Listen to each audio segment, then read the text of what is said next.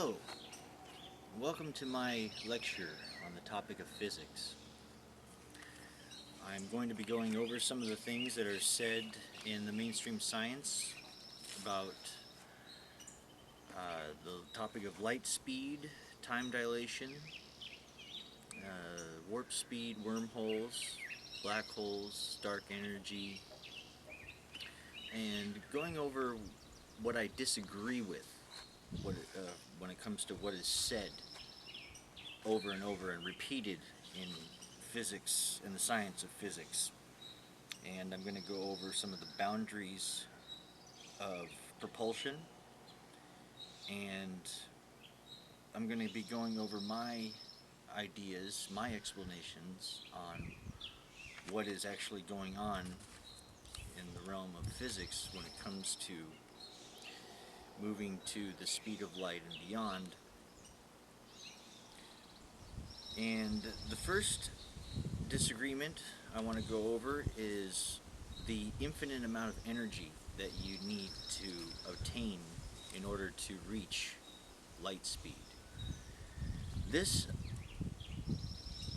I disagree with, because there is no reason why you shouldn't have the capability to reach any speed you want if you have an infinite amount of energy at your disposal. The speed of light is a finite speed. Therefore, if you have an infinite amount of energy at your disposal, you should be able to go any speed or accelerate to any speed you want. So this reasoning on needing an infinite amount of energy to get to the speed of light doesn't make sense, and I strongly disagree with that explanation. What makes more sense in the realm of rocket ship propulsion, and why we cannot use propellant from rocket ships to reach the speed of light and beyond, has to do with the departing speed of whatever propellant that you are using to propel your ship. If you shoot material out of your rocket, whatever speed that material is leaving your vessel at, that is going to be the reactionary speed that you gain going in the other direction, because you're getting the reaction of the propellant leaving your ship. So if you shoot material at 500,000 miles a second, then you're going to be pushed in the other direction that speed, 500 miles a second, 500,000 miles a second. You get my point. But because of your inertia, you will never obtain a greater speed than the speed of the propellant that you're using to push you. So even if you had, for example, a beam of light as your propellant, that beam is still limited by the speed of light. It can only depart your vessel at 186,000 miles a second. Therefore, you cannot go any faster in the other direction than the speed of that beam leaving. So you would go not 186,000 miles a second in the other direction, but you would go less, just slightly less than that, because you have mass, you have inertia.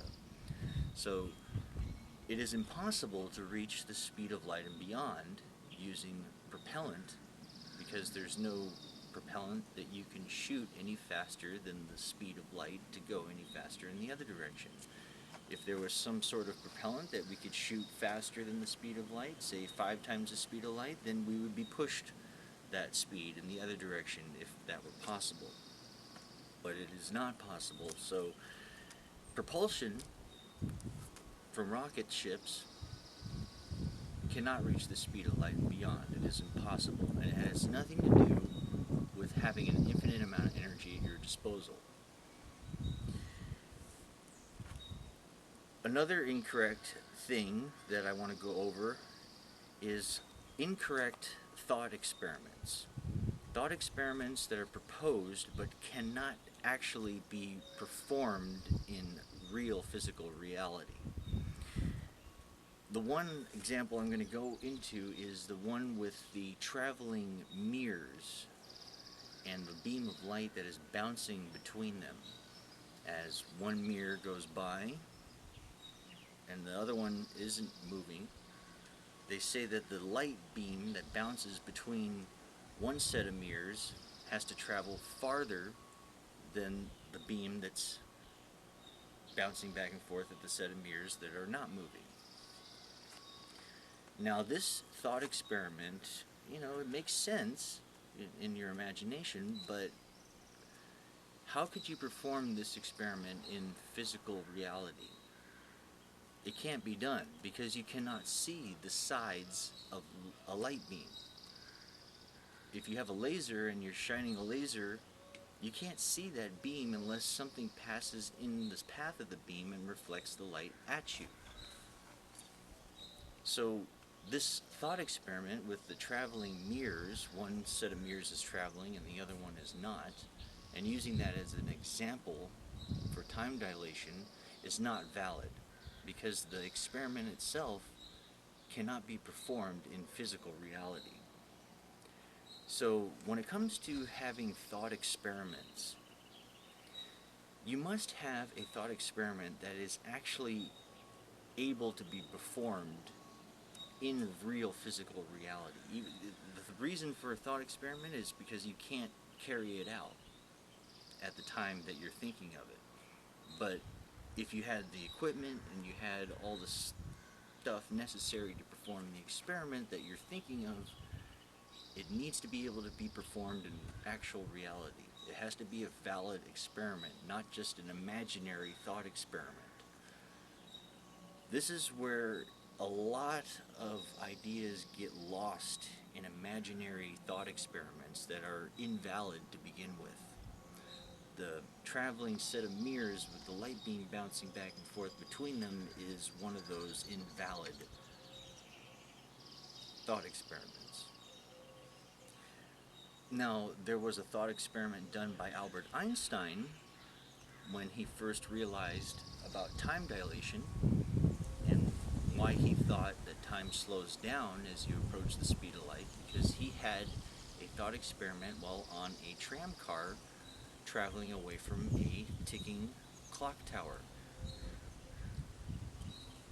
He imagined what would happen to the clock tower's ticking hands if he was traveling away from the clock tower at the speed of light. He realized in his thought experiment that the clock's hands would appear to completely freeze.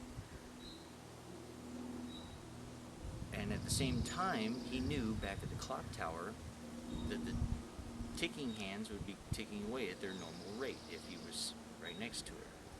So he concluded that time for him must have slowed down as he approached the speed of light.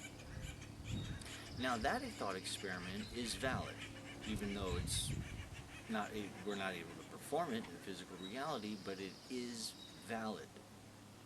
Because when you travel at the speed of light away from something, what happens to the light that's chasing you is the frequency of that light that is going after you slows down. And when the light rate slows down, that means that the time rate slows down. So when you travel away from something and the Doppler effect happens for the shift of the light, then that affects the time rate that you see that light beam at. Whatever that light source's time rate at will either decrease if the frequency drops. If the frequency increases, then that means that the time rate is going to increase for that light source that you're looking at. So Einstein I do agree with Einstein when he travels away from a clock tower at the speed of light, that time would slow down for that clock tower, but when you're traveling towards something, that doesn't happen. Time does not slow down. The frequency of the light that you travel towards does not slow down. It actually speeds up. And it's not the speed of the light traveling, it's the frequency that you see this source of light flickering at. It goes up in its amount of times it flashes, or it goes down in the amount of times it flashes. And that is directly related to the time rate that you're seeing that source of light go through time at. So, I agree with Einstein with time dilation when it slows down for anything you travel away from. But I like to add on top of that that whatever you travel towards, the time rate will speed up. When the frequency of the light goes up, the time rate goes up. Now, going into what happens when you get to light speed, time will completely freeze for objects that are behind you, that you're traveling away from. Now, if you go faster than light speed, see, this is where people get really confused when it comes to light and how it arrives and departs from you. When you travel and you look at a light source, whether it's behind you, in front of you, or wherever, no matter how fast you travel, light is always going 1 times the speed of light faster than you are. If you're going 500 miles a second this way, then that means that the light that's chasing you is going 500 miles a second to chase you and is going 1 times the speed of light faster than you to reach you. If you're going 10 times the speed of light in this direction, that means the light that's chasing you is going 11 times the speed of light. 11 times the speed of light to catch you. No matter how fast you go, whether it be 1,000,000 times the speed of light or whatever, the light that is arriving at you is always going to be going 1 times the speed of light faster than you are, no matter how fast you move. So this, I believe, has an effect on the time rate that you see things at when you start to get to the speed of light and beyond. When it comes to the stuff that you're looking at, that you're traveling away from, that will go to a point, it'll get to a point where the time will appear to freeze, as in Einstein's thought experiment. But if you go faster than the speed of light, the time rate for whatever you're looking at behind you will appear to reverse its direction. It'll look like it's going into the past. And this only happens when you travel away from something beyond to the speed of light and beyond.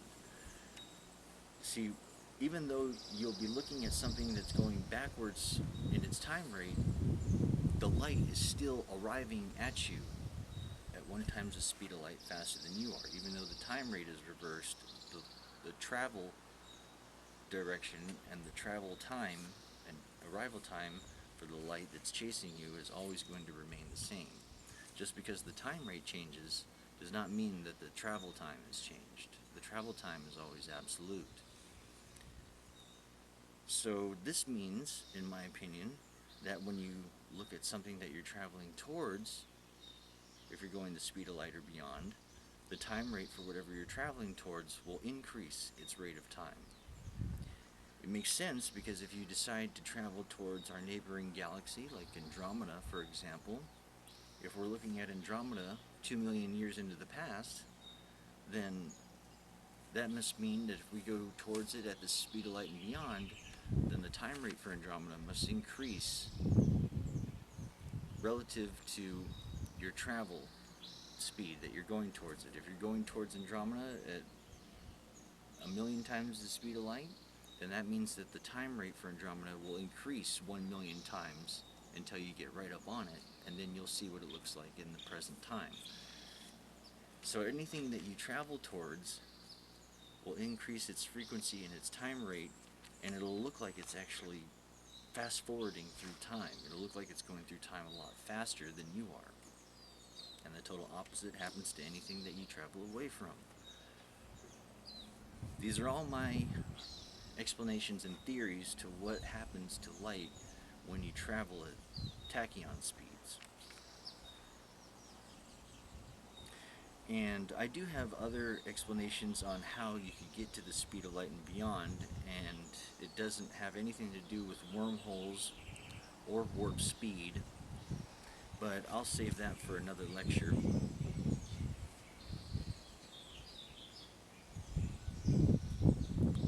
So what we have here is we have boundaries of rocket propulsion,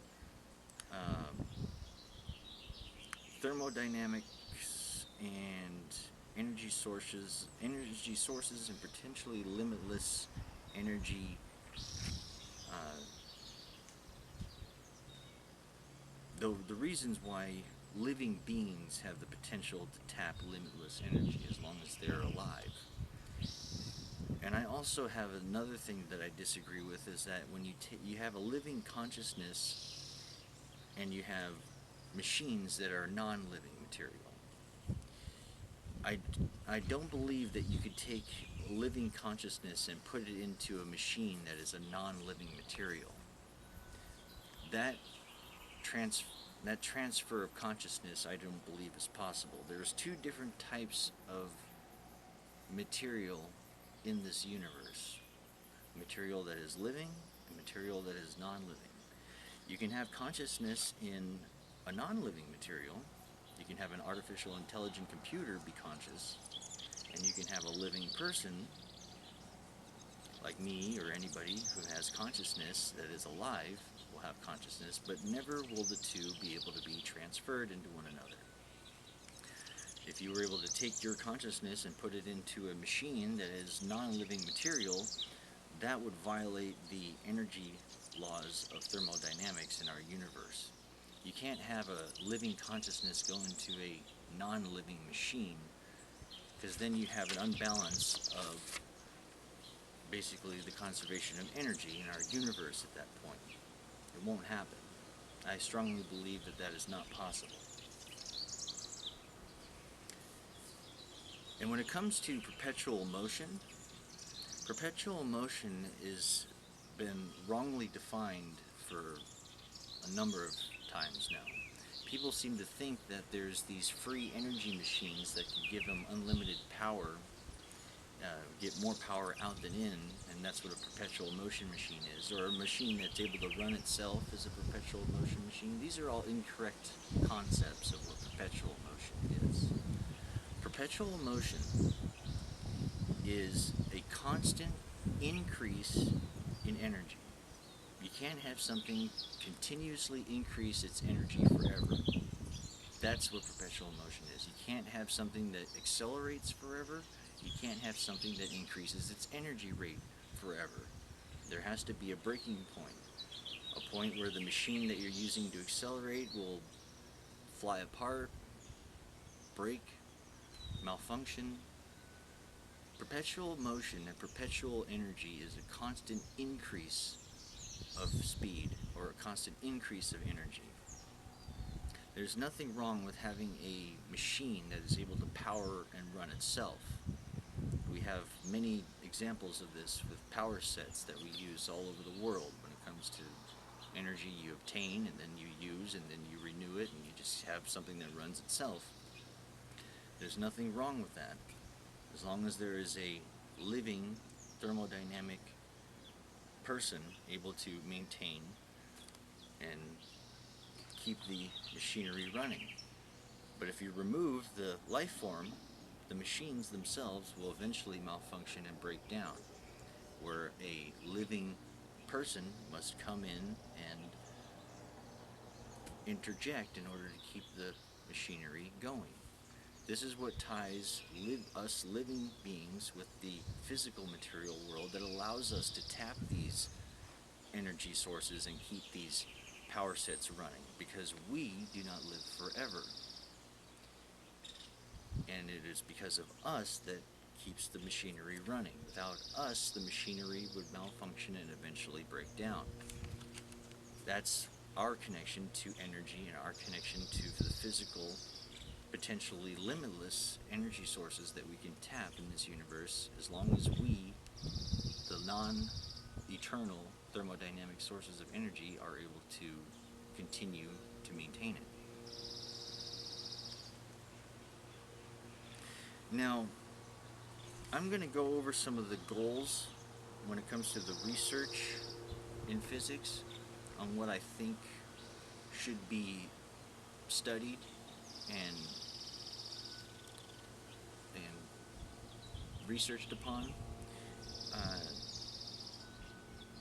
When it comes to physical material, we should be searching for more more denser metals. We should be using high-powered electromagnetic pressure to compress metal. We should use pressure and try to compress metal into denser and denser metals to try to discover new densities of new types of metals, you could say, by taking the most dense metal that we know of now and compressing that as much as we can and see if we can get a new type of metal by using high-powered, high-voltage electromagnets to press these materials together.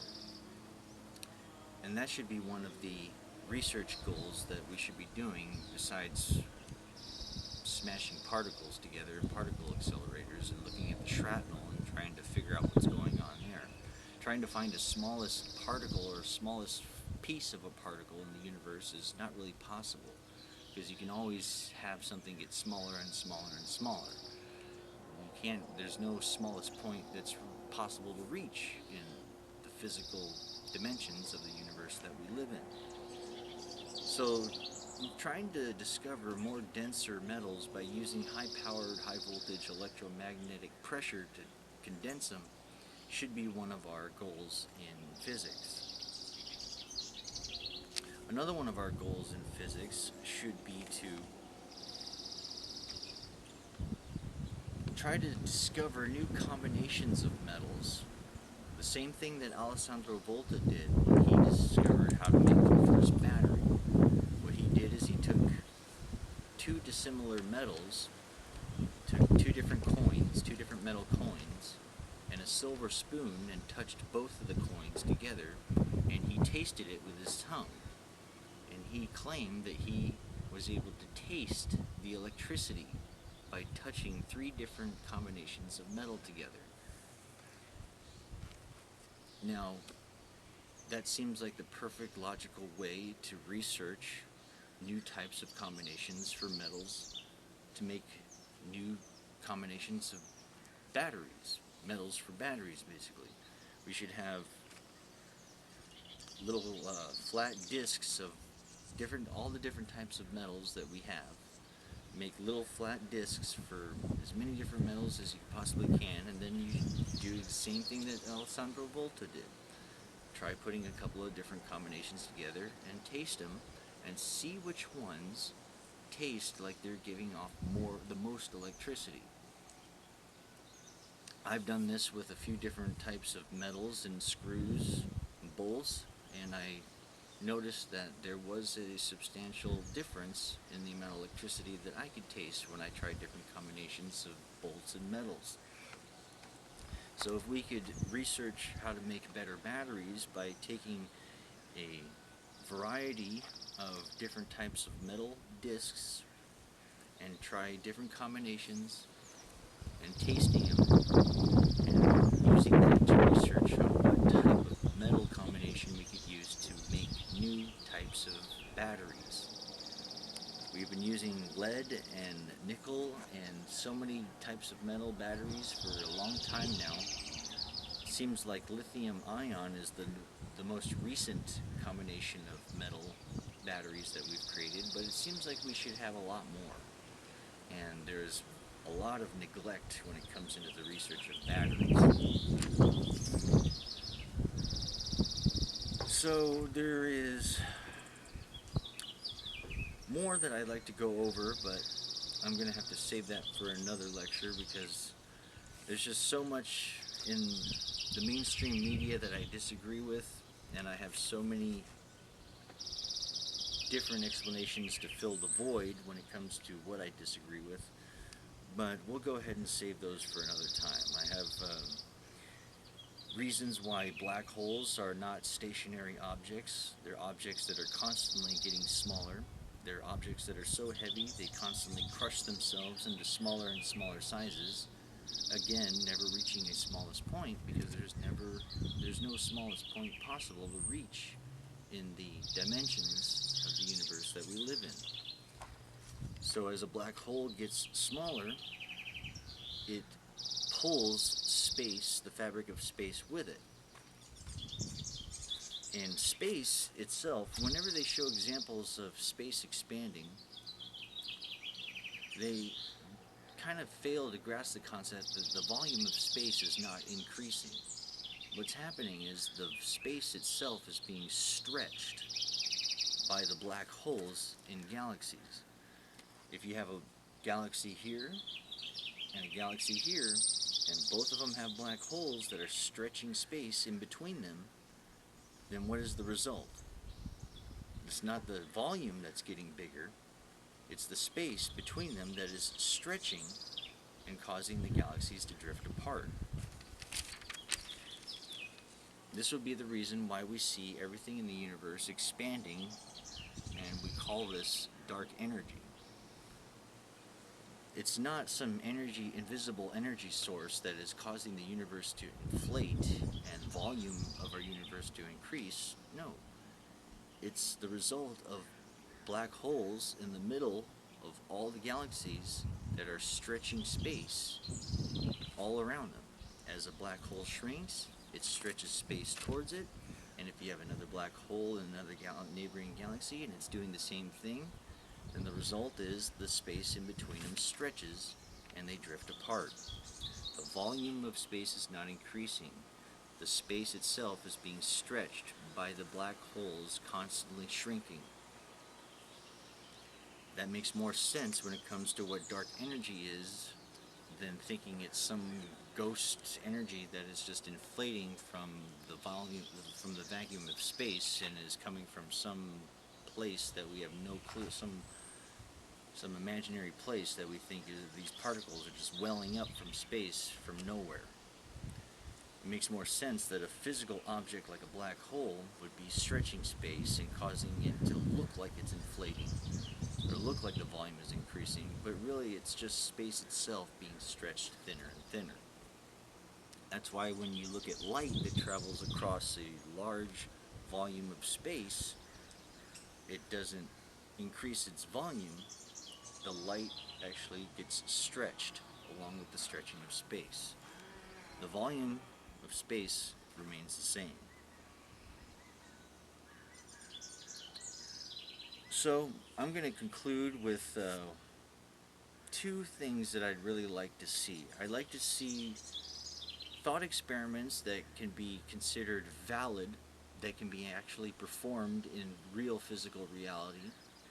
I don't want to see thought experiments that are just so off the wall and bizarre that you cannot perform them in real reality. If a thought experiment cannot be performed in reality, then it is not a valid thought experiment. It is an imaginary thought experiment. And there's too many incorrect thought experiments that are not valid in real physics that are being accepted by all these so-called professors out there in the mainstream. So if we could avoid incorrect thought experiments, and we could start doing our research into more denser metals and to different combinations of metals to discover new ways of making battery metal combinations, that would be a more appropriate, I'd say, direction to go for the realm of physical material research, for the physical material world.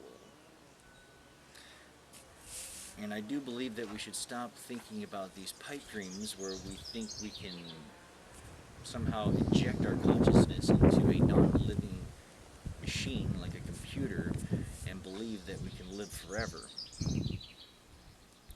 Those kind of things, when it comes to the energy of our universe, that would make an unbalance of energy. You would put your consciousness into a machine that does not age and live forever, then that makes for an unbalance of the conservation of energy. You can't have that in our universe. But that doesn't mean you can't have a consciousness in a computer, that it's artificial. You can have that, but you can't have living consciousness go into non-living material. So, I'm going to leave it there. Thank you for watching, and hopefully I'll have another video and another lecture coming up soon.